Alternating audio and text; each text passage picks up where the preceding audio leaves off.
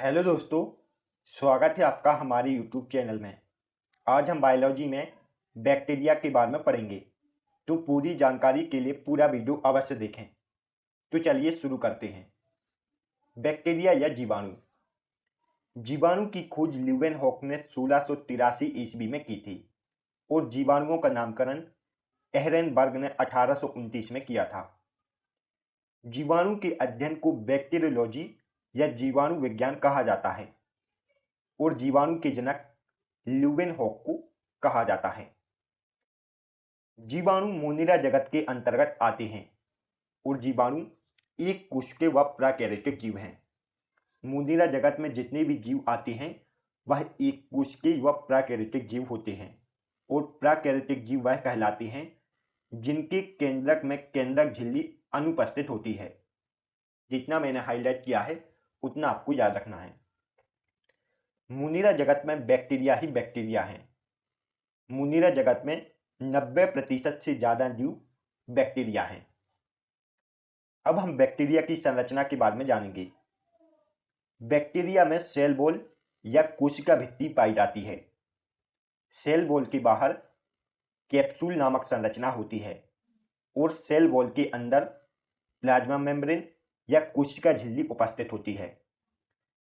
Plasma membrane के अंदर cytoplasm उपस्थित होता है और साइटोप्लाज्म में न्यूक्लियस और राइबोसोम बिखरे पड़े होते हैं, जिसे आप चित्र में देख सकते हैं। कैप्सूल के बाहर पाइल्स और फ्लैजेलम होते हैं। पाइल्स मुख्यतः जीवाणु को चलने में और जनन में मदद करते हैं। इन सभी को हम फिर से एक बार देख लेते हैं। जीवाणु में कोशिका भित्ति पाई जाती है और कोशिका भित्ति के बाहर कैप्सूल नामक संरचना होती है और कोशिका भित्ति के अंदर कोशिका झिल्ली पाई जाती है। कोशिका झिल्ली में कोशिका द्रव होता है और कोशिका द्रव में राइबोसोम, पॉलीसोम, केंद्र भाग यह सभी बिखरे पड़े होते हैं। जीवाणु के मिसोसोम को जीवाणु का माइक्रोकॉन्ड्रिया कहा जाता है। जीवाणु का माइक्रोकॉन्ड्रिया किसे कहा जाता है? मिसोसोम को। और कैप्सूल के बाहर फ्लैजेलम होता है, जिसे आप चित्र में देख सकते हैं। यह सभी पॉइंट आपको जीवाणु की संरचना के बारे में याद रखना है।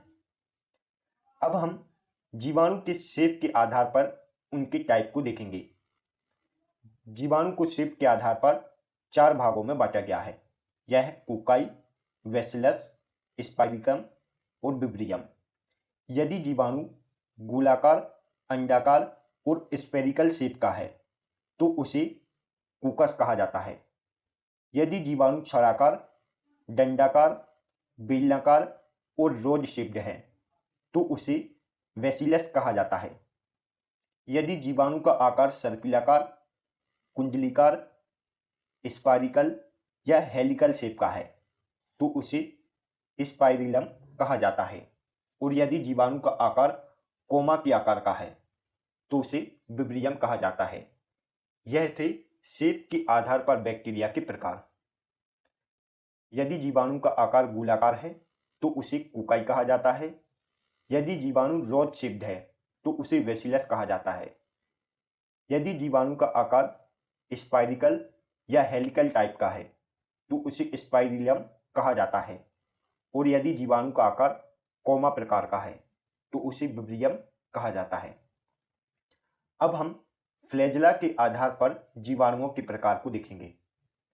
यदि जीवाणु में कोई भी फ्लैजेलम उपस्थित नहीं है तो उसे एट्राइकस कहा जाता है। यदि जीवाणु में एक फ्लैजेला उपस्थित है तो उसे मोनोट्राइकस कहते हैं। यदि जीवाणु में 2 फ्लैजेला उपस्थित हैं तो उसे एम्फीट्राइकस कहते हैं। यदि जीवाणु के एक तरफ बहुत सारे फ्लैजेला उपस्थित हैं तो उसे लोफोट्राइकस कहा जाता है। यदि जीवाणु के दोनों तरफ बहुत सारे फ्लैजेला उपस्थित हैं तो उसे सेफलोट्राइकस कहा जाता है। और यदि जीवाणु की पूरी बॉडी में फ्लैजेला उपस्थित हैं तो उसे फेरिट्राइकस कहा जाता है। यह थे फ्लैजेला के आधार पर बैक्टीरिया के प्रकार। एक बार हम फिर से देख लेते हैं। यदि जीवाणु में कोई भी फ्लैजेला नहीं है तो उसे एट्राइकस कहते हैं। एक फ्लैजला होने पर उसे मोनोट्राइकस कहते हैं। दो फ्लैजला होने पर उसे एम्फीट्राइकस कहा जाता है। एक साइड बहुत सारी फ्लैजला होने पर उसे लिम्फोट्राइकस कहा जाता है। दोनों साइड बहुत सारी फ्लैजला होने पर बैक्टीरिया को सेफिलोट्राइकस कहा जाता है। और यदि बैक्टीरिया की पूरी बॉडी या पेरीफेरी में बहुत सारे फ्लैजला हैं तो उसे फेरीट्राइकस कहा जाता है। अब हम न्यूट्रिशन के आधार पर बैक्टीरिया के प्रकार को देखेंगे। बैक्टीरिया न्यूट्रिशन के आधार पर दो प्रकार के होते हैं। एक होते हैं ऑटोट्रॉपिक बैक्टीरिया और दूसरे होते हैं हेटेरोट्रॉपिक बैक्टीरिया। वह बैक्टीरिया जो अपना खाना स्वयं बनाते हैं उन्हें ऑटोट्रॉपिक या स्वपोषी बैक्टीरिया कहा जाता है। और जो बैक्टीरिया अपना भोजन किसी दूसरे जीव से प्राप्त करते हैं उसे हेटेरोट्रॉपिक बैक्टीरिया कहा जाता है। ऑटोट्रॉपिक भी दो प्रकार के होते हैं। एक है कीमियो ऑटोट्रॉप और दूसरा है फोटो ऑटोट्रॉप। कीमियो ऑटोट्रॉप वह कहलाते हैं जो रासायनिक ऊर्जा से अपना भोजन बनाते हैं और फोटो ऑटोट्रॉप वह कहलाते हैं जो प्रकाश ऊर्जा से अपना भोजन बनाते हैं।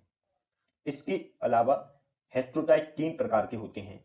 एक है पैरासाइट, दूसरा है सैप्रोफिटिक और तीसरा है सिम्बायोटिक। अब हम इनके कुछ उदाहरण देख लेते हैं। रसायन संश्लेषी बैक्टीरिया के उदाहरण हैं नाइट्रोबैक्टीरियम और नाइट्रोसोमोनास। और प्रकाश संश्लेषी बैक्टीरिया के उदाहरण हैं क्लोरोबियम, प्रोमेशियम, रूडोस्पाइरिलियम। पैरासाइट के उदाहरण हैं सभी रोगजनक जीवाणु और E coli bacteria. E coli bacteria ऐसा बैक्टीरिया है जो मनुष्य की आंत में पाया जाता है और यह एक लाभजनक बैक्टीरिया है। सैप्रोफाइट के उदाहरण हैं लैक्टोबैसिलियम, ल्यूडोमोनास। यह आपको उदाहरण याद रखने हैं। अब हम बैक्टीरिया में रिप्रोडक्शन के बारे में देखेंगे। बैक्टीरिया में लैंगिक और अलैंगिक दोनों प्रकार का जनन होता है। बैक्टीरिया में लैंगिक जनन आनुवांशिक पुनर्योजन के द्वारा होता है। बैक्टीरिया में लैंगिक जनन किस प्रकार से होता है? आनुवांशिक पुनर्योजन के द्वारा। बैक्टीरिया में अलैंगिक जनन बाइनरी फिजम और एंडोस्पर्म प्रकार से होता है, जबकि लैंगिक जनन कंजक्शन या ट्रांसडक्शन के द्वारा होता है। बैक्टीरिया में लैंगिक और अलैंगिक दोनों प्रकार का जनन होता है। जब बैक्टीरिया अपनी मनपसंद वातावरण में होता है तब उसमें बाइनरी फिजन के द्वारा अलैंगिक जनन होता है, और जब बैक्टीरिया की पसंद का वातावरण नहीं होता है तो उसमें एंडोस्पर्म या अंतःजीवाणु के द्वारा अलैंगिक जनन होता है, जैसे क्लोरोडियम और बैसिलस। यह बैक्टीरिया एंडोस्पर्म के द्वारा जनन करते हैं। इसके अलावा बैक्टीरिया में कोनिडिया और पुटी इस प्रकार से भी अलैंगिक जनन होता है। बैक्टीरिया में लैंगिक जनन कंजक्शन, ट्रांसफॉर्मेशन और ट्रांसडिडक्शन के द्वारा होता है। बैक्टीरिया में जब वायरस के द्वारा जनन होता है तो उसे ट्रांसडिडक्शन या जीन वाहन कहते हैं। जब बैक्टीरिया का जनन पाइल्स द्वारा होता है तो उसे कंजक्शन या संयुग्मन कहते हैं, और लैब में होने वाली जनन को ट्रांसफॉर्मेशन या रूपांतरण कहते हैं। यह सभी पॉइंट आपको बैक्टीरिया के बारे में याद रखना है। अब हम कुछ और टर्म जान लेते हैं। दूध से दही या पनीर बनाने में लैक्टोबैसिलस जीवाणु कार्य करता है। दूध से दही या पनीर बनाने में कौन सा जीवाणु कार्य करता है? लैक्टोबैसिलस जीवाणु। पाश्चीकरण क्या है? डेयरी उद्योग में दूध को 15 सेकंड तक 71 डिग्री सेल्सियस पर या 30 मिनट तक 62 डिग्री सेल्सियस पर गर्म करके तेजी से ठंडा करना पाश्चुराइजेशन कहलाता है, और पाश्चुराइजेशन का सिद्धांत लुईस पास्चर ने दिया था। और फर्मेंटेशन क्या है? कार्बोहाइड्रेट का जीवाणु या यीस्ट की उपस्थिति में टूटना किण्वन या फर्मेंटेशन कहलाता है, और यह क्रिया ऑक्सीजन की अनुपस्थिति में होती है। कार्बोहाइड्रेट या कार्बनिक पदार्थ का जीवाणु या यीस्ट की उपस्थिति में टूटना फर्मेंटेशन या किण्वन कहलाता है, और यह प्रक्रिया ऑक्सीजन की अनुपस्थिति में होती है।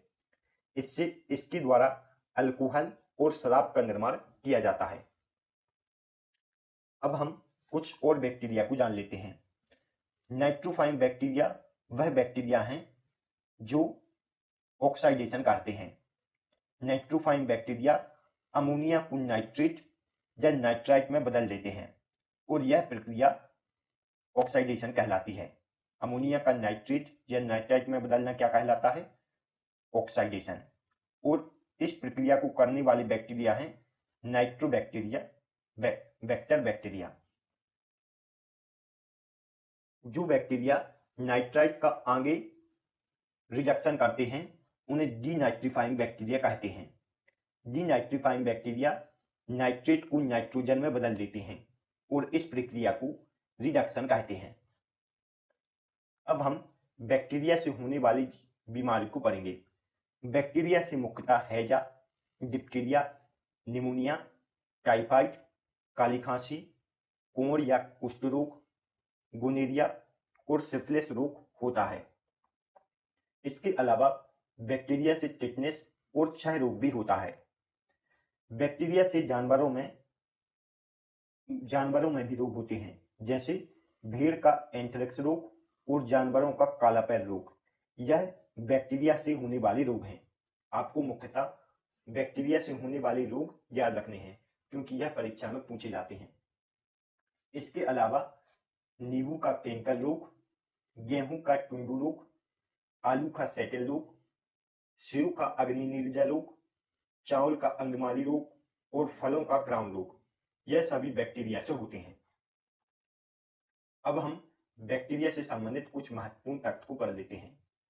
बैक्टीरिया या जीवाणु का माइक्रोकॉन्जेरिया मिसोसोम को कहा जाता है। जीवाणु का माइक्रोकॉन्जेरिया किसे कहा जाता है? मिसोसोम को। किण्वन या फर्मेंटेशन का कारण जीवाणु है, यह लुईस पास्चर ने कहा था। किण्वन या फर्मेंटेशन का कारण जीवाणु है, यह कथन किसका था? लुईस पास्चर का। जीवाणुओं का कृत्रिम संवर्धन सबसे पहले रॉबर्ट कोच ने किया था।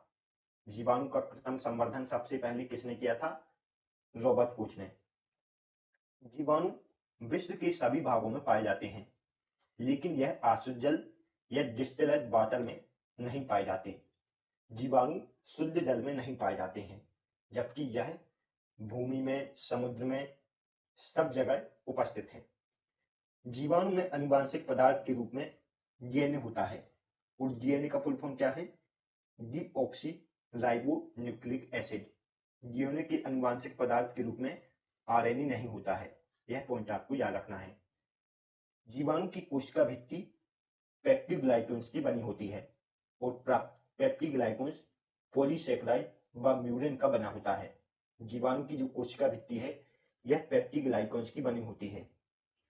यह सभी पॉइंट आपको याद रखने हैं जितना मैंने हाईलाइट किया है। Thanks for watching. दोस्तों, यदि आपको हमारी वीडियो पसंद आई हो तो प्लीज वीडियो को लाइक और चैनल को सब्सक्राइब जरूर करें। तो मिलते हैं नेक्स्ट वीडियो में, तब तक के लिए गुड बाय। आप इस वीडियो से रिलेटेड पीडीएफ को हमारे टेलीग्राम ग्रुप से डाउनलोड कर सकते हैं, जिसका लिंक डिस्क्रिप्शन में दिया हुआ है।